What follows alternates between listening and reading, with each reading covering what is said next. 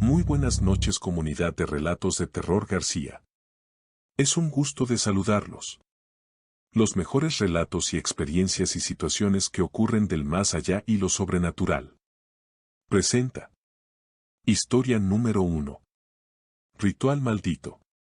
La sensual joven fue desprendiéndose de la ropa hasta que su cuerpo quedó por completo desnudo. Luego fue hacia el arcón donde guardaba el atuendo ceremonial y comenzó a vestirse. Colocó en torno a su cuello un lujoso collar de plata y diamantes. En su hermosa cara, enmarcada por negros cabellos peinados con raya al medio, resaltaban sus delicados labios y sus ojos de rojizos destellos. Una fina falda de cuero negro le ajustaba desde su cintura. En su desnudo torso lucía varios tatuajes. Sus voluptuosos senos parecían a punto de estallar, ceñidos con un sostén en el cual se dibujaban dos calaveras. Era la sacerdotisa de ese culto demoníaco y se aprestaba para actuar en otro ritual maldito, presidido por el gran maestro, quien a su vez era su amante. Por su parte, el hombre se preparaba dentro de aquel recinto en penumbras encarándose a la imagen que le devolvía el espejo, antes de partir rumbo a la sala ceremonial. Ocultaba su rostro bajo una máscara de cráneo de cabra, con cuernos adosados a sus sienes. Desde los orificios del macabro embozo refulgían sus pupilas enrojecidas. Portaba una capa negra con hombreras metálicas y una lujosa túnica azabache cubría su tórax y sus brazos. Volvió a contemplarse en el espejo ovalado, de lujoso marco con guarda de roble. A su espalda el cristal reflejaba la bruma grisácea que envolvía al ambiente. La bella sacerdotisa se dirigió hacia su amante, que continuaba absorto. Quiso besarlo, pero él la apartó con brusquedad. Primero el trabajo, únicamente después de consumada la ceremonia impía los malignos amantes se entregarían al placer. Ella entendió el reproche, y trajo las antorchas de madera, rematadas con velas blancas encendidas. Le entregó una a su jefe, quien la cogió con su mano derecha, mientras ella retenía otra en su zurda, tal cual mandaba el protocolo. Se ubicó delante del gran maestro, y ambos se enfrentaron al espejo. La mujer con la mirada perdida, en éxtasis, y el hombre con sus ojos malvados reluciendo como focos bajo su embozo. Transcurridos breves instantes, el individuo de la máscara de cráneo de cabra y su asistente salieron de su estado de ensoñación. Era hora de actuar. El mandamás se dirigió hasta donde reposaba el cofre, del cual extrajo la daga de acero con empuñadura bronceada. Su querida lo siguió excitada, anticipando el instante en que inmolarían a la víctima femenina destinada al sacrificio. Al ingresar a la sala ceremonial, sus subalternos agacharon las cabezas al ver a su amo, en muestra de respeto y obediencia. Decenas de velas encendidas fulguraban brindando a aquel recinto el aura infernal. Pálidos reflejos de luz lunar se filtraban entre los huecos de las ventanas tapiadas con paños negros. Encima del rudimentario altar yacía una mujer joven, desmayada por efecto del narcótico que le forzaron a ingerir. La víctima estaba pronta para ser inmolada al príncipe de las tinieblas. El hombre con la careta en forma de calavera hizo el gesto acordado, y los acólitos se reunieron alrededor de la sacerdotisa en torno al túmulo destinado al sacrificio. Todos los discípulos satánicos vestían oscuras túnicas rematadas por capuchas que cubrían sus cabezas, y portaban en sus manos pequeños cirios con velas blancas encendidas. Pero antes de dar inicio al acto maligno se debían pronunciar unas palabras en latín, pretendidamente sagradas. La estatua de la cabra diabólica presidía con expresión siniestra detrás de la mujer inerme. La sacerdotisa, escoltada por el grupo de encapuchados, avanzó hacia la víctima. Todos comenzaron a entonar un cántico, con voces estridentes. Tras concluir la canción funesta, el gran maestro se quedó aguardando detrás de la asistente satánica y los secuaces. Ya esgrimía el filoso puñal en su diestra. Y sus subalternos se abrieron paso para que él llegara hasta donde estaba la sacerdotisa. Una vez junto a ella, le entregó a ésta un segundo filoso cuchillo para, entre ambos, desgarrar la carne de la chica desmayada. Después se dirigió hacia la presa humana, que continuaba inconsciente, y levantó el brazo armado para cortar la vena yugular. Pero, en ese preciso instante, lo excepcional hizo acto de presencia. Potentes gritos de «¡Alto! ¡Policía!»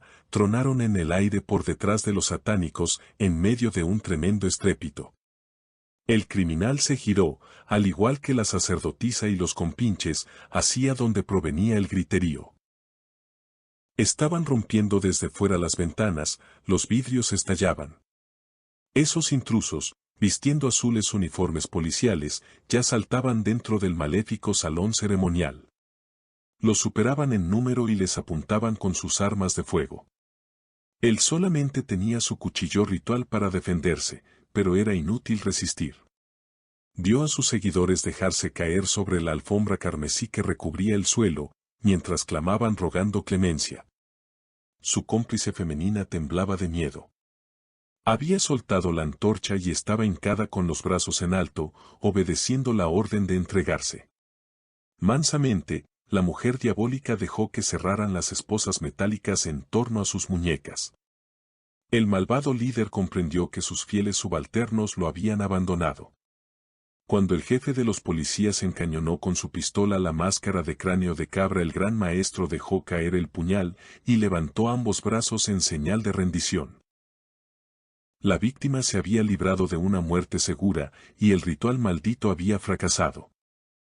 Historia número 2. La ficción que se convirtió en realidad. Créditos a su autor Gabriel Antonio Pombo. En el año 2000 se publicó el primer tomo de Mujeres Asesinas de la autora Moressa Grenstan, obra que daría origen a una exitosa serie televisiva en Argentina y México. En aquel texto la escritora narra eventos reales brindando el nombre y el apellido de la respectiva asesina y de los otros personajes. Pero también relataba crímenes fantasiados, identificando a cada pretensa homicida mediante un nombre falso seguido de una inicial, y hacía lo propio al referirse a su ficticia víctima. El libro incluye un presunto caso titulado Ana D., mujer corrosiva. La trama tiene por protagonista a una mujer que se esconde bajo la cama de su exnovio, aguarda a que se duerma y, para vengarse, dado que el hombre resolvió poner fin al vínculo amoroso, le arroja ácido sulfúrico. La víctima, el supuesto médico Martín L., queda incapacitado y la agresora recibe una leve condena. En la historia imaginada se cuenta, miró a Martín, dormido con la boca abierta. Destapó la botella y roció con el ácido a su ex, empezando por la cara. Martín sintió la quemadura. El dolor era inhumano. Atinó a prender la luz y escuchó a Ana: «Te lo mereces. Por basura te lo mereces». Como pudo, fue hasta el teléfono y llamó a un amigo, el cual le dijo que fuera a la ducha y que dejara que le corriese mucha agua por el cuerpo, incluidos los ojos. A tientas, gritando, Martín llegó al baño y se metió bajo la ducha. Ana, con los ojos desorbitados, lo siguió. Martín L. nunca más pudo trabajar como cirujano plástico, ni como nada. Quedó ciego, deforme, perdió buena parte de las manos, la lengua, el pelo, las orejas y los órganos sexuales. Esta premonitoria invención desmintió trágicamente la manida frase «cualquier parecido con la realidad es mera coincidencia». 15 años después la ficción se convertiría en cruel realidad. En septiembre de 2015, Berlena Wallace, de 48 años, le lanzó ácido sulfúrico a Mark Van Dongen, holandés de 29 años, cuando el hombre dormía en el departamento de ella en Bristol, Inglaterra. Mientras lo agredía, le aseguró: «Si no puedo tenerte, nadie te tendrá». Durante el ataque, la sustancia quemante cubrió el rostro y la parte superior del cuerpo y, a medida de que la víctima se estremecía de sufrimiento, el líquido se dispersó hacia abajo.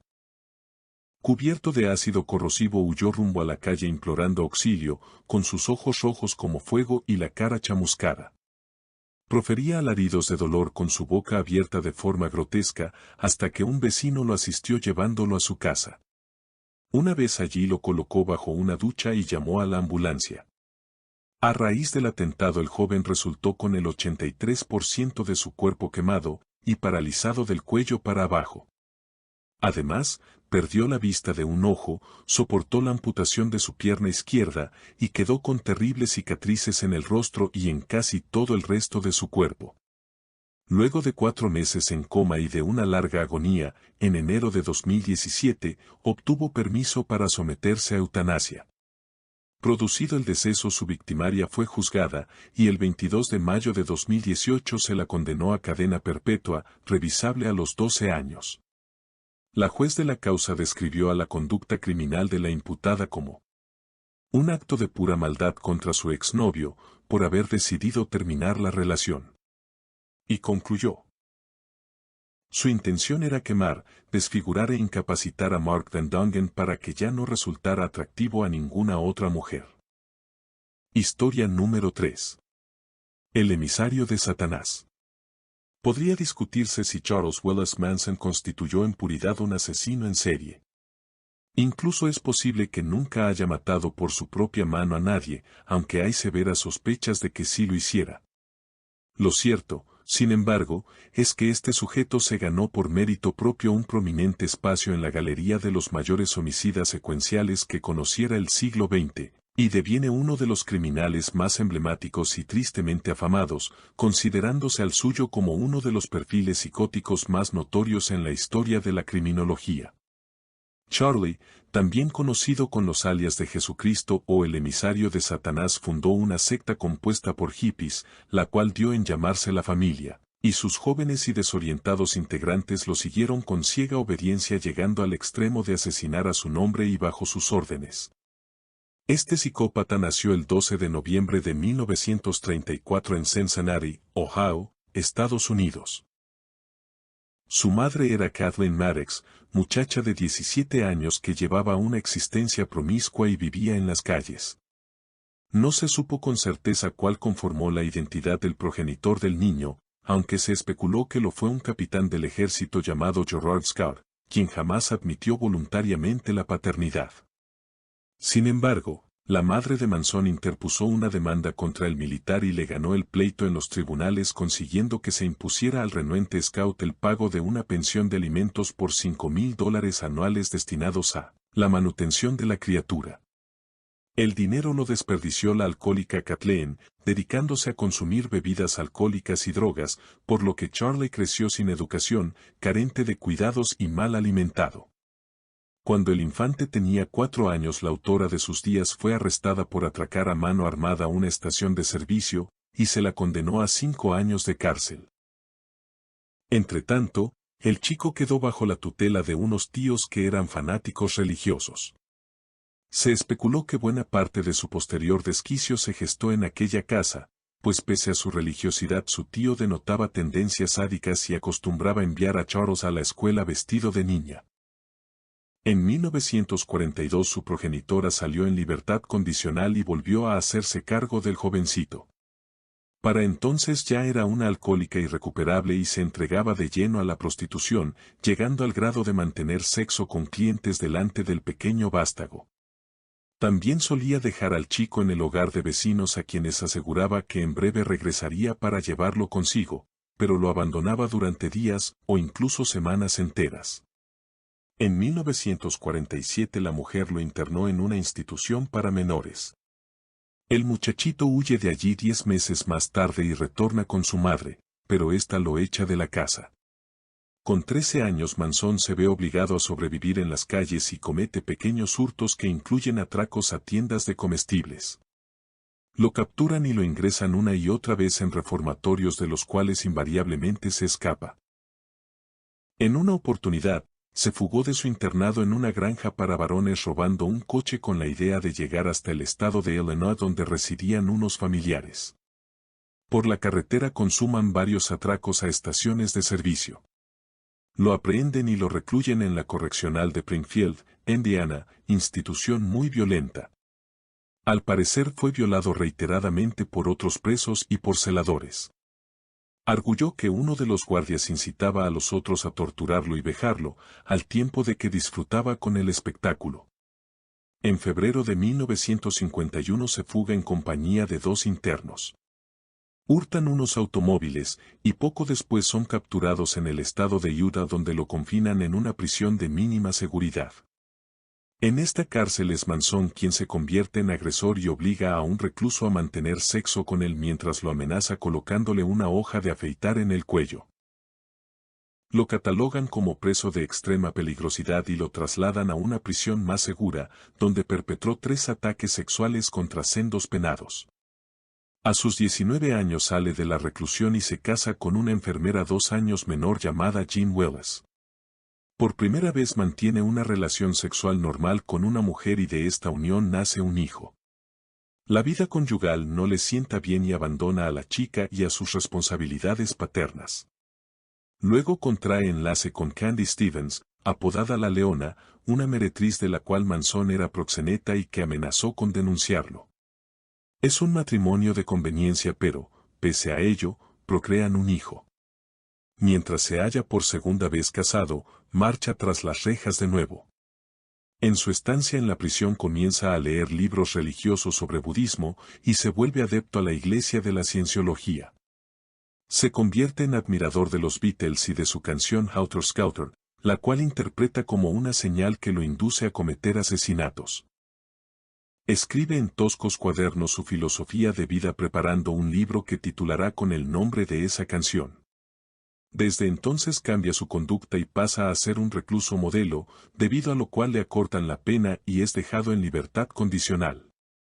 Por esa época le practican pruebas de inteligencia y determinan que su cociente intelectual resulta mayor a 120, rayano en el genio.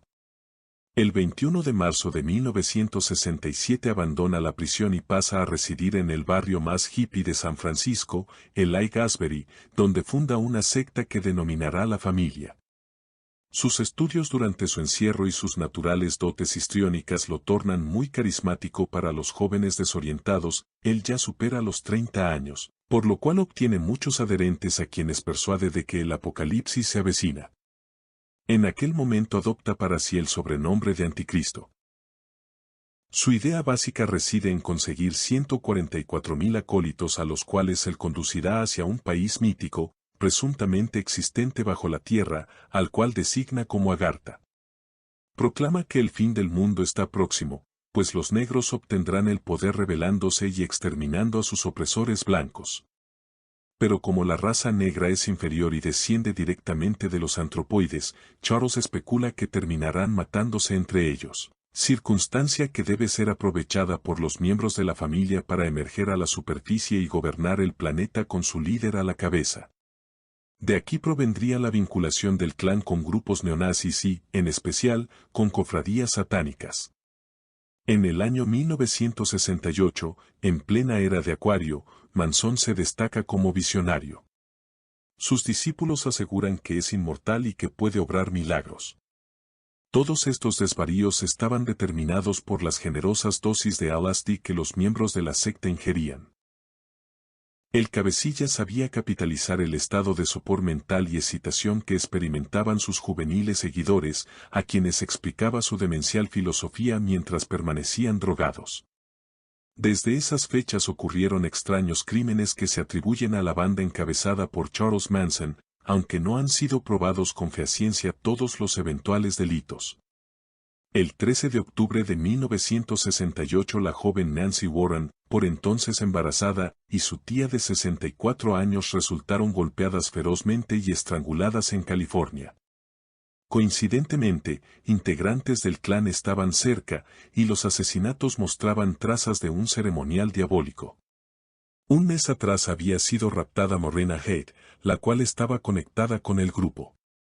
En enero del año entrante apareció su cadáver presentando numerosas cuchilladas. Solo contaba con 16 años. En mayo de 1968, Darwin Scott, presunto tío de Manson por línea paterna, fue apaleado hasta morir y luego su cadáver recibió tantas puñaladas que quedó fijado al suelo. Según el agente de libertad condicional de Charlie, el encausado había desaparecido por aquellas fechas. El 17 de julio de 1969, un adolescente de 17 años, Mark Watts, desaparece. Se halló su cuerpo con señales de violencia y 3 impactos de bala. El cadáver había sido reiteradamente atropellado por un vehículo. El chico estaba vinculado a la secta. A diferencia de estos homicidios de los cuales hay sospechas pero no certidumbre sobre la culpabilidad del líder y sus sicarios, el crimen que tornaría más célebre al grupo está enteramente comprobado. Se verificó el 8 de agosto de 1969. Las víctimas, la sensual y embarazada actriz Sharon Tate, casada con el cineasta Roman Polanski, y 3 amigos, Jesse Sebring, Wojtek Frykowski y Abigail Ann Folger. Un chico de 18 años llamado Oro Tarrant que había ido a la finca de Tate esa fatídica tarde por casualidad para venderle una radio al cuidador resultó acribillado a balazos dentro de su propio coche. Charles Manson había impartido la orden de eliminar a todos los cerdos que hallaran dentro de esa mansión. Charles Tex Watson y 3 miembros femeninos del grupo, Susan Atkins, Patricia Kroenkel y Leslie Van Houten, fueron los encargados de llevar a término la masacre. Con la sangre de las víctimas los asesinos pintaron las paredes de la casa con frases como alzaos y muerte a los cerdos, a modo de proclama para incitar a la comunidad negra a un levantamiento violento contra los blancos. La distribución de los cuerpos traía reminiscencias satánicas. Además, el cónyuge de Sharon había rodado recientemente una película donde se burlaba de los cultos demoníacos y se comentaba que varias sectas luciferinas lo habían amenazado de muerte. Poco tiempo más tarde el dictatorial jefe volvió a dar órdenes de asesinar. Esta vez él en persona acompañó al equipo de homicidas y se encargó de amarrar a la pareja formada por el próspero comerciante Leno LaBianca y su esposa. Les aseguró que nada malo les iría a ocurrir y se retiró de la finca de los secuestrados, pero no sin antes apercibir en voz baja a Tex Watson y a las mujeres que debían liquidar a los cautivos. Susan Atkins, una de las verdugos, fue detenida al poco tiempo acusada de complicidad en el asesinato del músico Gary Henham al cual, para robar, torturó y ultimó por mandato de Manson su secuaz Bobby Bisolé. En su encierro la mujer se jactó ante una compañera de celda de su participación en los crímenes cometidos en las casas de Sharon Tate y los LaBianca. Esa reclusa no la delató, pero le contó la historia a otra presa la cual sí se animó a formular la denuncia. A partir de entonces fueron cayendo uno tras otro los integrantes de la perversa comunidad incluido Manson, a quien la policía encontró escondido bajo el fregadero del rancho que los hippies ocupaban. En su extraordinario proceso penal el demoníaco cabecilla fue condenado a cadena perpetua y, décadas más tarde, falleció recluido en la cárcel. También resultaron presos a cadena perpetua los demás ejecutores materiales de aquellos homicidios, en tanto a otros miembros les fueron impuestas penas más leves. Historia número 4. La madre y el monstruo. Créditos a su autor Gabriel Antonio Pombo. El 10 de marzo de 1928 una madre soltera que trabajaba en calidad de operaria de una telefónica, call center, cuyo nombre era Tristan Collins, regresó a su hogarcito en Los Ángeles tras una ardua jornada de labor. Vivía con su pequeño hijo Walter de 9 años, pero esa vez la finca se hallaba vacía. La alarmada mujer busca por el vecindario infructuosamente pues nadie sabe del paradero del niño. Finalmente, recurre a la fuerza pública y formula la correspondiente denuncia ante la inexplicable desaparición. Buscaron al pequeño durante meses sin éxito, y el fracaso de las investigaciones pareció confirmar la opinión general que se tenía sobre la policía de Los Ángeles como inepta, además de corrupta. Pero un buen día al parecer Walter Collins es encontrado sano y salvo en Illinois y clama por retornar junto con la autora de sus días. El Departamento de Policía organiza una reunión de bienvenida convocando a los medios de comunicación, los cuales se congregan en la estación ferroviaria donde arribará el tren que traerá consigo al hasta entonces ausente. Pero la alegría de la madre pronto se trocó en amarga decepción y desconcierto cuando la enfrentan con el infante que pretendía ser su vástago. Era muy claro para ella que se trataba de otro. Ese chico no es mi hijo, le afirma prontamente el capitán J.J. Jones. El jerarca policial insiste en que está equivocada, el niño está cambiado pero sin dudas sí es su hijo, le replica. Jones la persuade de que debe llevar a casa al chico para probar. La conmocionada señora finalmente accede. Los periodistas le toman fotografías abrazada con su presunto hijo sin que quede registro de su protesta, y la pobre madre se va con el niño sustituto a su hogar. Lejos estaba de imaginarse por ese entonces que Arthur Hutchins Jr., un niño fugitivo de Illinois y oriundo de Iowa, se había hecho pasar por Walter Collins para poder viajar gratis a California. La pesadilla de la mujer recién comenzaba. La policía no solo desoye sus posteriores reclamos de que debían continuar la investigación porque el muchachito que le adosaron no era su hijo, sino que terminan encerrándola ilegalmente en un hospital psiquiátrico. La oportuna intervención de un reverendo acompañado por un abogado y por otros honestos ciudadanos librará a la cautiva Collins de la insólita reclusión. El revuelo y la indignación pública serán tan grandes que, al poco tiempo, se juzgará al corrupto capitán J. J. Jones y a su jefe, y las autoridades gubernamentales se apresurarán a destituirlos para evitar más bochorno. Pero para que esta acción reparadora tenga que ocurrir, primero deberá conocerse la espantosa noticia de que niños desaparecidos fueron asesinados en el rancho de un depravado granjero, y que entre los muertos probablemente se halla el verdadero hijo de la infortunada Chistine. Los espantosos crímenes acaecidos en el poblado rural de Guineville se conocieron asimismo bajo el mote de los asesinatos del gallinero de Guineville, y a Gordon Stuart Northcott la historia criminal lo registró como el infanticida del gallinero. Se trató de una retahíla de secuestros seguida de atroces infanticidios verificados en la ciudad de Los Ángeles durante el año 1928. El modus operandi utilizado por el perverido joven de 30 años consistía en recorrer con una vieja furgoneta las rutas próximas a Guineville y aún las calles de ciudades más distantes. Cuando avistaba a algún niño que intuía apto a sus fines y lo suficientemente ingenuo como para subirse a un vehículo con un desconocido, descendía del rodado y le soltaba al infante la primera historieta que le venía a la cabeza.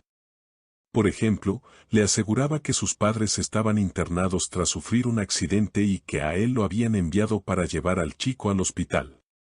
Como otro menor acompañaba al criminal, un adolescente de 16 años sobrino de Northcott, a quien éste mantenía amenazado, la presencia de aquel tranquilizaba a los jovencitos, los cuales acababan por aceptar subirse a la fatídica camioneta conducida por el monstruo. No quedaron dudas de que Northcott fue un despiadado victimario y que mantenía cautivas a sus infantiles presas humanas. Menos claro están los motivos de los secuestros. Se rumoreó en la prensa que el matador trabajaba para adinerados clientes pedófilos y que entregaba a los muchachitos a cambio de dinero. Aquellos niños que eran rechazados por los degenerados clientes quedaban confinados en el rancho durante un tiempo hasta que su captor optaba por desembarazarse de ellos. Adoptada la inhumana decisión, los sacaba a la fuerza del cubículo, los golpeaba hasta desmayarlos sobre tocones de madera y, hacha en mano, trozaba los pequeños cuerpos. Aplicaba cal viva sobre los restos para acelerar su descomposición y los enterraba alrededor del gallinero.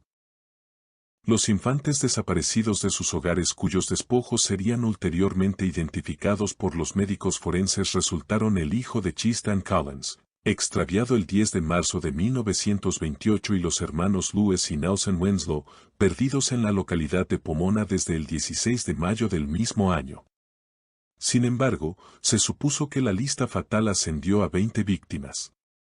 Tras 27 días de proceso penal, el jurado encontró culpable a Gordon Stuart Northcott por 4 cargos de asesinato que incluyeron el de Walter Collins, los de los hermanos Winslow, y el de un cuarto niño mexicano no identificado. El veredicto se emitió el 13 de febrero de 1929 por el juez Freeman y la muerte del penado en la horca se produjo el 2 de octubre de 1930. Como último deseo, el condenado rogó desde el patíbulo a los concurrentes que rezaran por la salvación de su alma. Únicamente el capellán de la cárcel accedió a su petición. La progenitora del homicida, Louisa, admitió su responsabilidad y consiguiente complicidad en los terribles crímenes y se la sentenció a purgar cadena perpetua en la prisión de San Quintín. No quedó esclarecido si la presunta madre de Gordon en verdad era su abuela, de acuerdo adujeron algunos medios de prensa. Dentro del establecimiento rural fueron encontradas hachas con manchas de sangre, así como restos óseos. cabellos y dedos de 3 de los oxisos sepultados con cal próximos al gallinero del rancho de Northcott en Winnevilles, pueblo que, luego de estos infaustos acontecimientos, cambió su nombre por Mira Loma a partir del 1 de noviembre de 1930 dada la negativa publicidad que el sórdido caso atrajo. Historia número 5. La Casa de las Mil Almas. Créditos a su autor Gabriel Antonio Pombo. La historia que pasaré a narrarles cuenta ya con varios años, pero aún me produce escalofríos cada vez que la rememoro. Por entonces fui a residir junto con mi familia a una antigua casona situada en las afueras de la capital, la cual había logrado adquirir a muy bajo costo. La razón de haber realizado tan conveniente negocio consistió en que a los anteriores dueños les resultaba en extremo difícil venderla por el precio requerido al inicio y, ante la falta de ofertas, no les quedó otro remedio que aminorar sus pretensiones económicas. La depreciación en el valor de ese inmueble obedecía al insistente rumor de que en su interior tenían cabida macabros eventos sobrenaturales. Sin embargo, ni a mí, ni a mi cónyuge, y tampoco a mis 2 hijas adolescentes, nos preocuparon tales habladurías.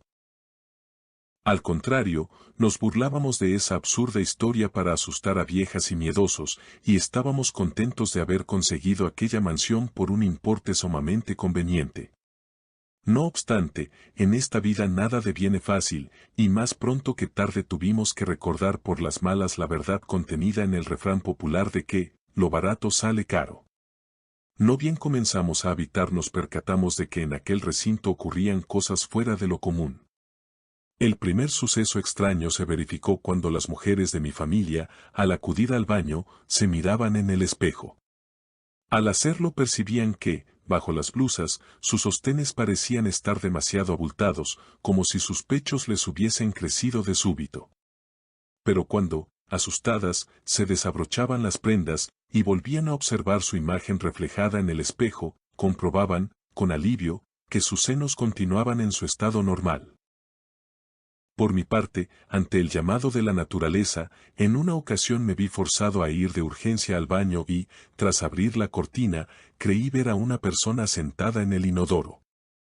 Aquella presencia solo duró una fracción de segundos y, mientras se reía, aquel espectro desapareció en medio de una humareda. Ni que decir que las ganas de hacer mis necesidades se me fueron de golpe. Pero luego de este incidente se volvió patente que algo muy anormal acontecía, y que el baño de la casona constituía el epicentro de aquellas rarezas. Al anochecer oímos un fuerte ruido proveniente de allí, y los 4 corrimos hacia el baño. Al llegar al pasillo vimos un juguetito, uno de los patitos de goma que había en la bañera, salir de ese lugar. El juguete levantó vuelo de pronto, pasó zumbando encima de mi cabeza, y se estrelló contra la pared del pasillo. Me apresuré a entrar, decidido a enfrentarme con el intruso que, según pensé, me había aventado aquel objeto, pero por más que busqué descubrí, con estupor, que no había nadie dentro.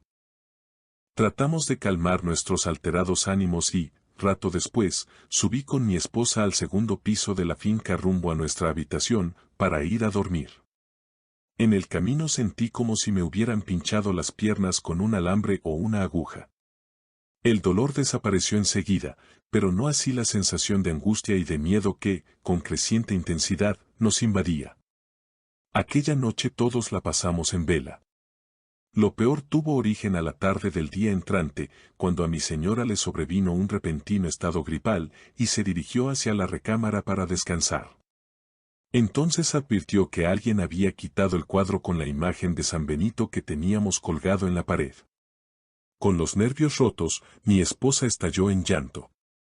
Me rogó que nos fuésemos ya mismo de esa casa, la cual sin dudas estaba maldita, habitada por almas en pena que querían expulsarnos. Mientras la abrazaba tratando de contenerla y le prometía que al día siguiente abandonaríamos aquel sitio, oímos que desde la planta baja nuestras hijas gritaban histéricamente. Descendí por las escaleras lo más rápido que mis piernas me permitían y contemplé un espectáculo increíble: los platos, los vasos, las tazas, las ollas, y los demás enseres de la cocina volaban en círculos a través de la sala de estar. Momentos después se estrellaron contra las paredes, provocando gran estrépito. Entonces, entre el estruendo y el pánico, vislumbré a aquellos espectros de muecas horribles, a esos fantasmas desgarbados que rodeaban la sala, y parecían estar a punto de abalanzarse encima mío. Sobre el piso varias velas blancas encendidas arrojaban una tenue luz a la penumbra. Unas velas que yo bien sabía que nosotros no habíamos colocado allí. Esta nueva y repugnante aparición duró escasos instantes. El ambiente, que se había llenado de brumas, se despejó de repente, las velas se apagaron y las figuras de espanto dejaron de estar visibles, pero comprendí que se trataba de almas en pena, cuya malevolencia aún palpitaba en el aire enrarecido. Ya no pudimos aguantar más, ni siquiera aguardaríamos la llegada de la madrugada para marcharnos. Esa misma noche cargamos las pertenencias más esenciales, nos subimos a nuestra camioneta y nos alejamos para siempre de esa casa maldita, poblada por 1000 almas espectrales. En el fragor de nuestra huida miré por el espejo retrovisor y no sabría decir si, fruto del miedo, mi imaginación me jugó una mala pasada o si aquello fue real. Vi cómo los espectros abrieron la verja de hierro del viejo caserón y se apostaron en la entrada, queriendo asegurarse de que ya no regresaremos. Era un grupo de esqueletos harapientos. Uno de ellos, que parecía ser el líder, era la imagen de la muerte y empuñaba una azada en sus manos huesudas. En el cielo plomizo, a la lumbre de una enorme luna llena, revoloteaban aves rapaces.